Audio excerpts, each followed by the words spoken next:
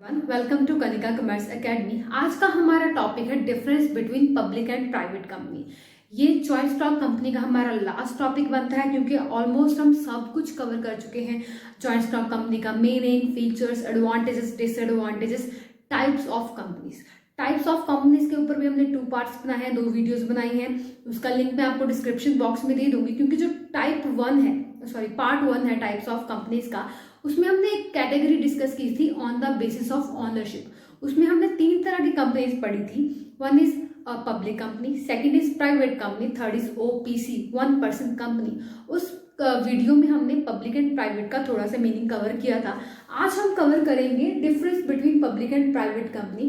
Difference के साथ साथ आपको क्या हो जाएगा, पब्लिक एंड प्राइवेट का मीनिंग भी क्लियर हो जाएगा क्योंकि ये थोड़ा सा इंपॉर्टेंट डिफरेंस है।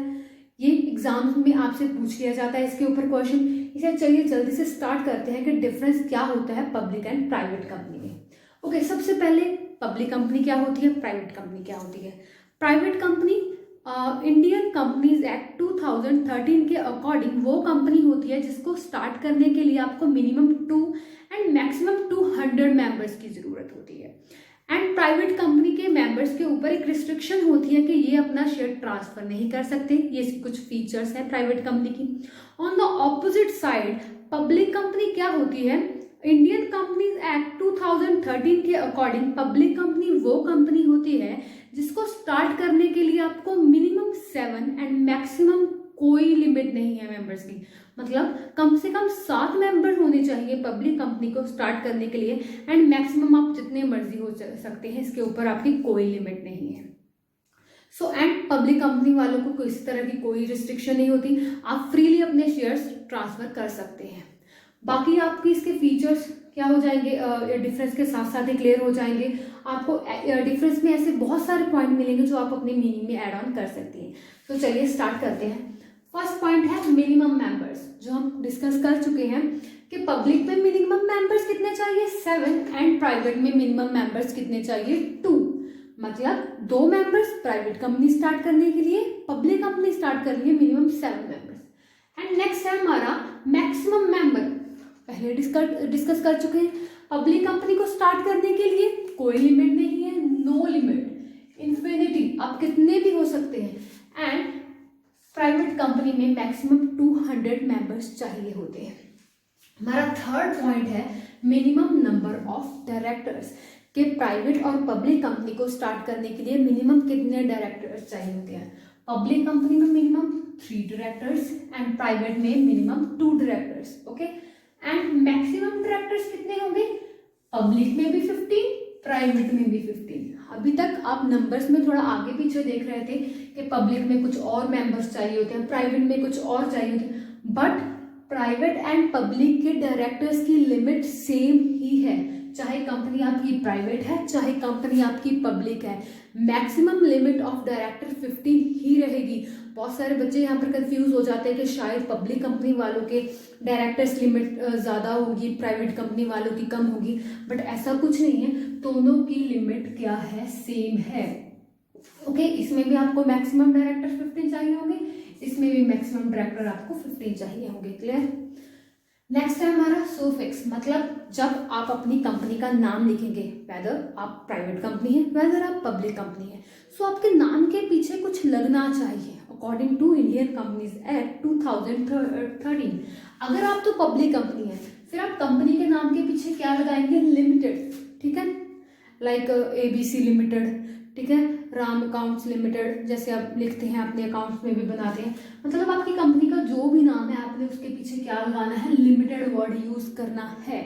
On the opposite side private में आपने लिमिटेड से पहले एक और अक्षर लगाना है, प्राइवेट, क्योंकि आपकी कंपनी कौन सी है, प्राइवेट है, तो आप अपनी कंपनी के नाम के पीछे क्या लिखेंगे, private limited.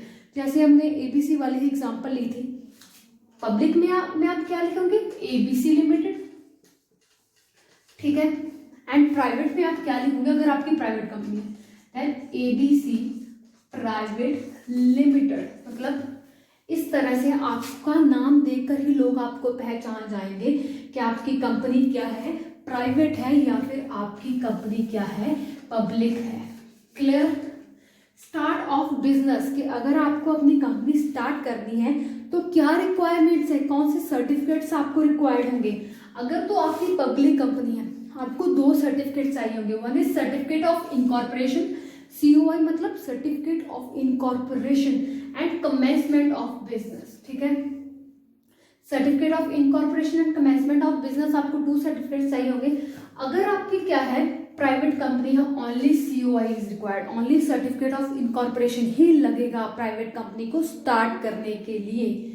So next one is public subscription. ठीक है, हमने मेन डिफरेंस क्या आता है मीनिंग में प्राइवेट एंड पब्लिक में, कि पब्लिक वाले जो भी अपने जो फंड्स हैं, ठीक है, वो पब्लिक से रेज कर सकते हैं। ठीक है, and on the opposite side private company वालों के ऊपर इस चीज की क्या होती है, रिस्ट्रिक्शन होती है कि आप अपने फंड्स कहाँ से रेज करेंगे। कुछ प्राइवेट इन्वेस्टर्स होते हैं सिलेक्टेड, आप वहां से ही रेज कर सकते हैं।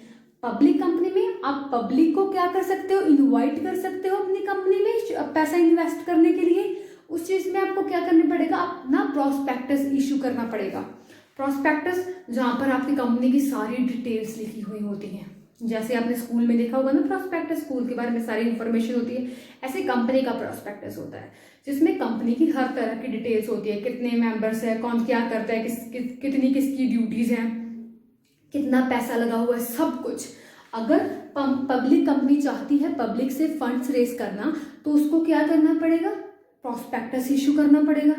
ठीक है, तो वो क्या कर सकता है, प्रोस्पेक्टस के माध्यम से पब्लिक को इनवाइट कर सकता है।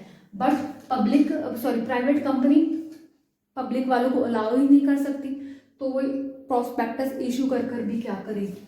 नेक्स्ट है हमारा इशू ऑफ प्रोस्पेक्टस, जो हमने हमारे पिछले पॉइंट के साथ ही कवर कर लिया कि पब्लिक कंपनी को अगर पब्लिक को इनवाइट करेगी पैसे को इन्वेस्ट करने के लिए, तो उसको प्रोस्पेक्टस इशू करना पड़ेगा।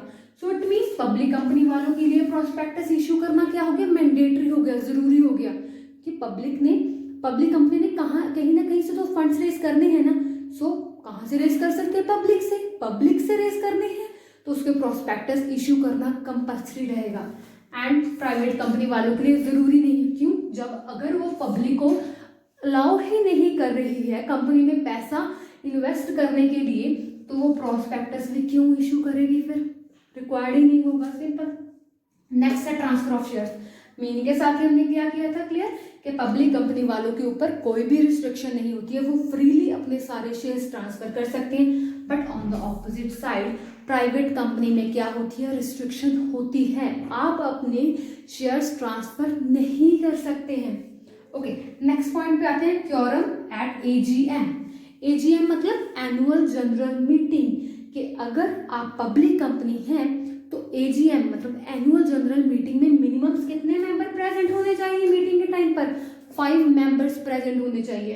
And on the other side private company के लिए 2 मेंबर्स, पब्लिक कंपनी के लिए मीटिंग में 5 members AGM annual general meeting में, एंड प्राइवेट कंपनी वालों के लिए 2 मेंबर्स प्रेजेंट होने चाहिए। नेक्स्ट पॉइंट है हमारा स्टैट्यूटरी मीटिंग। पब्लिक वालों के लिए कंपल्सरी होती है क्योंकि गवर्नमेंट की इंटरफेरेंस होती है पब्लिक कंपनी वालों के लिए। पब्लिक कंपनी क्या होती है, बहुत सारी रिस्ट्रिक्शन लगाई होती है, गवर्नमेंट की बार बार इंटरफेरेंस होती है, तो आपके लिए स्टैट्यूटरी कंपनी हेल्ड करना क्या हो जाता है, कंपल्सरी हो जाता है। On the other side private वालों की मर्जी है, वो करना चाहे कर सकते हैं, नहीं करना चाहे तो नहीं भी कर सकते हैं। ओके, ये थे कुछ हमारे इंपॉर्टेंट पॉइंट्स। आपको एग्जाम में इतना बड़ा क्वेश्चन नहीं आएगा, 5 नंबर का मैक्सिमम आएगा, तो आपका इतने पॉइंट्स के साथ सर जाएगा। फिर भी हम कुछ एक्स्ट्रा पॉइंट और करेंगे जो कि है इंपॉर्टेंट है, आप चाहें तो इसको भी ऐड कर सकते हैं। ओके, डिस्क्लोजर मतलब अगर मैं पब्लिक कंपनी की बात करूं तो पब्लिक कंपनी को अपना सब कुछ डिस्क्लोज करना पड़ता है कि उसके पास कितना पैसा है, कहाँ से आया है, कितने मेंबर्स है, कितना प्रॉफिट हो रहा है, कितना लॉस हो रहा है, हर चीज पब्लिक के आगे उसको डिस्क्लोज करनी पड़ती है, which is not a good thing. मतलब आपके सारे सीक्रेट्स रिवील हो रहे हैं, बट पब्लिक को तो हक बनता है ना आपके बारे में जानने का, क्योंकि वो आपकी कंपनी में क्या कर रही है, इन्वेस्ट कर रही है, तो इसलिए आपको डिस्क्लोज करनी पड़ती है अपनी इंफॉर्मेशन पर्सनल कंपनी की। ऑन द अदर साइड अगर मैं प्राइवेट कंपनी की बात करूं, आपको ऐसा कुछ भी इंफॉर्मेशन डिस्क्लोज करने की जरूरत नहीं पड़ती है। इंडेक्स ऑफ मेंबर्स क्या होता है, मतलब एक आपने मेंबर्स का इंडेक्स तैयार करना है जिसमें आपके मेंबर्स की हर इंफॉर्मेशन होगी, ठीक है। पब्लिक कंपनी कंपल्सरी होता है इसको बनाना, प्राइवेट कंपनी ऑप्शनल है, बनाना चाहे बना सकती है, नहीं तो कोई ज़रूरत नहीं है। लीगल फॉर्मेलिटीज, पब्लिक कंपनी है सेम एज गवर्नमेंट की बहुत सारी रिस्ट्रिक्शंस होती हैं, लाइक जैसे इसको स्टेचुटरी मीटिंग भी मतलब कंपल्सरी होता है, प्रोस्पेक्टस इशू करना भी कंपल्सरी होता है, मतलब रिस्ट्रिक्शंस बहुत सारी लगाई जाती हैं, बार बार फॉर्मेलिटीज बहुत सारी पूरी करनी पड़ती हैं पब्लिक कंपनी को। On the other side private company बहुत सारी रिस्ट्रिक्शन से क्या होती है, एग्जम्प्टेड होती है, बहुत सारी, उसके ऊपर बहुत ही कम रिस्ट्रिक्शंस लगकर चलती हैं। लास्ट पॉइंट है हमारा paid up capital. Paid up capital public company है मिनिमम 5 लाख, एंड अगर आपकी प्राइवेट कंपनी है तो minimum 1 lakh paid up capital आपको चाहिए कंपनी स्टार्ट करने के लिए। होप इस वीडियो में हमने क्या किया, 15 पॉइंट्स को डिस्कस किया है। होप आपको क्लियर हो गए होंगे, सॉरी फॉर दिस, होप आपको क्या हो गए होंगे, क्लियर हो गए होंगे। अगर आपको इन पॉइंट्स में कोई भी दिक्कत आई हो तो प्लीज़ आप कमेंट सेक्शन में मुझे लिखकर पूछ सकते हैं। अगर आपको मेरी वीडियो थोड़ी सी भी अच्छी लगे लाइक करिएगा, शेयर करिएगा, मेरे चैनल को सब्सक्राइब जरूर करिएगा। Thank you so much.